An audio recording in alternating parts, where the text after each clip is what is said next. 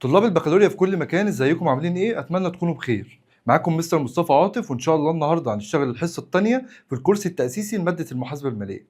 حصه النهارده من اهم الحصص اللي هتعدي عليك في نظام البكالوريا كله او في ماده المحاسبه، لان حصه النهارده هي الحصه التاسيسيه المهمه اللي هيترتب عليها المنهج كله. فعايزك تركز معايا كده يا بطل، ويلا بينا نبدا الفيديو بتاعنا. ان شاء الله بدايه الحصه بتاعتنا هنعرف اول حاجه ايه هي اهداف المحاسبه. اهداف المحاسبه عندي، هدف المحاسبه ان هي قلنا بتقدم لي معلومات. هتقدم لي معلومات هنا بقى ايه هدف المحاسبه عندي؟ هدف المحاسبه عندي ان المحاسبه بتقدم لي معلومات من خلال اعداد القوائم الماليه. يبقى هدف المحاسبه ان هي بتقدم لي معلومات من خلال اعداد القوائم الماليه. طيب تعالى بقى في ايه المعلومات اللي احنا محتاجين نعرفها.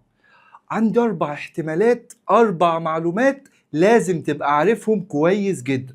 ايه هو؟ رقم 1، نتيجة النشاط. ايه هو نتيجة النشاط ده؟ نتيجة النشاط ده بعملها من خلال قائمة الدخل. يبقى رقم 1 نتيجة النشاط. نتيجة النشاط دي انا بعملها امتى؟ بعملها في قائمة اسمها قائمة الدخل. طب ايه قائمة الدخل دي؟ قائمة الدخل دي بتقول لي هل الشركة بتاعتي كسبانة ولا خسرانة؟ بتعرفني الشركة دي كسبانة ولا خسرانة. يبقى أول حاجة عندي نتيجة النشاط من خلال قائمة الدخل. تاني حاجة عندي قائمة المركز المالي. قائمة المركز المالي دي بعملها من خلال إعداد الميزانية العمومية. يبقى دي تاني قائمة عندي. يبقى رقم 1 قائمة الدخل، رقم 2 قائمة المركز المالي، وبقول عليها اسم تاني اسمه الميزانية العمومية. رقم 3 عندي حاجة اسمها التدفقات النقدية. دي بعمل من خلالها قائمة اسمها قائمة التدفقات النقدية. يبقى رقم 3 عندي التدفقات النقدية. التدفقات النقدية إن أنا بعمل قائمة اسمها قائمة التدفقات النقدية. رقم 4 عندي التغير في حقوق الملكية. دي بتتم من خلال إعداد قائمة اسمها حقوق الملكية. يبقى أنا استفدت من الكلام ده إن المحاسبة بتقدم لي معلومات. ال4 احتمالات عندي إيه هما؟ 1 نتيجة النشاط، 2 المركز المالي، 3 التدفقات النقدية، 4 التغير في حقوق الملكية. طيب تعالى بقى يا حبيب قلبي نفهم مع بعض. أول قائمة عندك اسمها قائمة الدخل. قائمة الدخل، إيه قائمة الدخل دي؟ قائمة الدخل المحاسب بيعملها ليه؟ لازم أعرف قائمة الدخل دي معمولة ليه أو المحاسب بيعملها ليه. قائمة الدخل دي بعرف المحاسب بيشتغل عليها أو بنعملها عشان نعرف هل الشركة بتاعتي دي كسبانة ولا خسرانة. يبقى قائمة الدخل الهدف بتاعها إن أنا أعرف الشركة بتاعتي كسبانة ولا خسرانة. يبقى قائمة الدخل القائمة اللي بتحدد النشاط الشركة، بتقول لنا الشركة بتكسب ولا بتخسر. يبقى قائمة الدخل بعرف شركتي بتكسب ولا بتخسر. طيب قائمة الدخل تتكون من ايه؟ قائمة الدخل عايز اعرف تتكون من ايه؟ قائمة الدخل تتكون من حاجتين. رقم 1 عندي الايرادات، رقم 2 المصروفات. ايه الايرادات وايه المصروفات؟ عايز اعرف ايه الايرادات وايه المصروفات. الايرادات ان انا عندي الشركة بتاعتي شغالة، فبيدخل لي فلوس للشركة. الفلوس اللي داخله الشركه دي بقول عليها ايراد، بقول عليها ايرادات. يبقى الفلوس اللي انا بحصلها من الشركه بقول عليها ايرادات. يبقى الايرادات هي الفلوس اللي بتقبضها الشركه نتيجه شغلها الرئيسي. ايه شغل الشركه الرئيسي؟ ان هي بتبيع لي البضاعه او بتقدم لي خدمه. يبقى الايرادات الفلوس اللي الشركه بتقبضها او الفلوس اللي داخله الشركه، ده الايراد، ده رقم 1. رقم 2 المصروفات. ايه المصروفات؟ جايه من اسمها مصروف.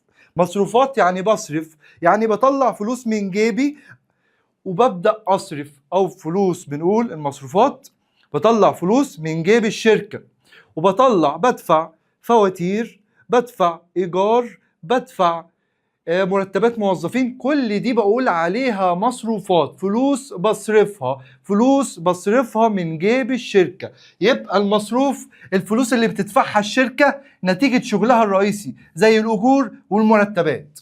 يبقى ده الفرق.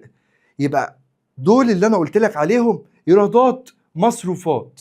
دول ايه؟ ايرادات ومصروفات، يبقى لازم تبقى عارفهم. ايرادات الفلوس اللي بقبضها، مصروفات الفلوس اللي بطلعها من الشركه.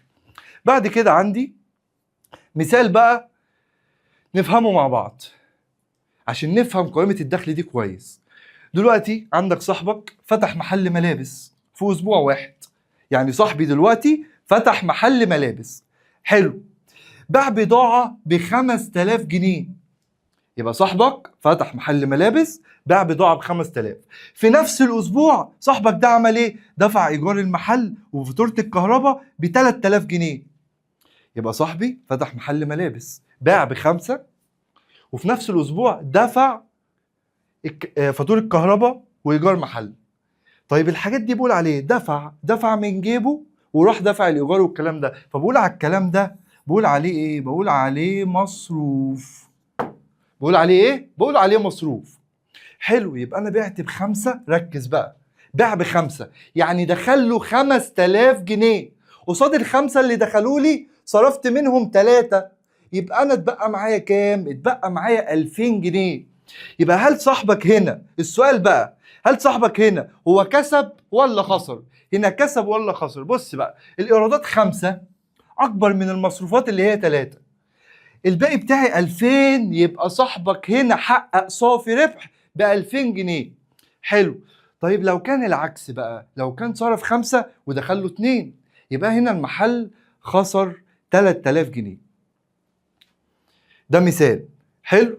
يبقى انا دلوقتي لو الايرادات قلنا الايرادات ب5 والمصروفات ب3، الفرق ما بينهم بقول عليه الناتج اللي هيطلع حاجه من الاثنين، يا الناتج هيطلع موجب يا الناتج هيطلع سالب. يعني ايه موجب ويعني ايه سالب؟ عندي 5000 وعندي 3000، طرحتهم من بعض، الناتج طلع كام؟ 2000. ال 2000 دول ايه؟ موجب. حلو قوي. يبقى ال 2000 الموجب دول بقول عليهم ايه؟ بقول عليهم ربح، بقول عليهم مكسب. تمام؟ طيب لو عندي بقى انا العكس حصل معايا، يعني المصروف 5000 والايراد 3000. الله، يعني ايه الكلام ده؟ يعني صرفت 5000 ودخل لك 3000، الفرق ما بينهم هيديني سالب 2000. اول ما تشوف سالب يا حبيبي في الناتج تعرف ان الشركة دي خسرانة. يبقى الناتج لو كان موجب يبقى مكسب، الشركة كسبانة، حصل معايا صافي ربح. لو سالب يبقى الشركة خسرانة، حصل معايا صافي خسارة. طيب تعالى بقى لمثال تاني مهم جدا وتركز معايا عشان هسألك فيه. ركز معايا كويس قوي. عندي محل البيع الموبايلات، المحل ده في الأسبوع ده باع موبايلات ب8000 جنيه ودفع إيجار محل ب2000 جنيه ودفع مرتبات الموظف ب1500. السؤال ليك هنا وتركز في السؤال كويس جدا. انت بعت ب8000 ودفعت ايجار محل ب2000 ودفعت مرتب الموظف ب1500. عندي ليك 3 اسئله عايزك تجاوبهم معايا كويس قوي. رقم 1، الايرادات هنا كام؟ يبقى اول سؤال عايز اعرف الايرادات اللي عندي هنا كام. رقم 2، المصروفات كام؟ رقم 3، هل المحل ده كسب ولا خسر؟ يبقى رقم 1 الايرادات هنا كام؟ السؤال ليك، ها الايرادات عندك كام؟ هنا بيقول لي بعت موبايلات يعني دخل لي 8000، يبقى انا هنا عرفت ان الايرادات ب 8000. ده اول سؤال عندي حليته بمنتهى السهوله. رقم 2، المصروفات كام؟ صرفت كام؟ عايز اعرف انا صرفت كام هنا في المثال ده. بيقول لي ان انا دفعت ايجار محل 2000 جنيه ودفعت مرتب الموظف 1500. حلو قوي. يعني دفعت 2000 ايجار المحل وكمان دفعت 1500، يعني معنى كده ان 2000 زائد 1500 انا كده صرفت 3500 جنيه مصروفات، يبقى المصروف ب3.5. حلو قوي، انا كده حليت اول سؤالين بمنتهى السهوله. رقم 3، السؤال بقى اللي انا عامل قائمه الدخل كله عليه عشان اعرف الشركه او المحل بيكسب ولا بيخسر. السؤال هنا بيقول لي ايه؟ بعت الموبايلات ب8 ودفعنا 2000 و1500. بص انت مش جبت الايرادات وجبت المصروفات؟ حلو. عارف هتعمل ايه؟ عشان احل قائمه الدخل بعمل حاجه مهمه جدا. ايه هي الحاجه المهمه جدا؟ ان انا باخد ايراداتي اطرحها من مصروفاتي وليس العكس. اخد اللي دخل لي واطرحه من اللي انا صرفته. يعني هاخد ال 8000 اطرحها من ال 3 ونص، يطلع معايا بكام؟ يطلع ب 4500.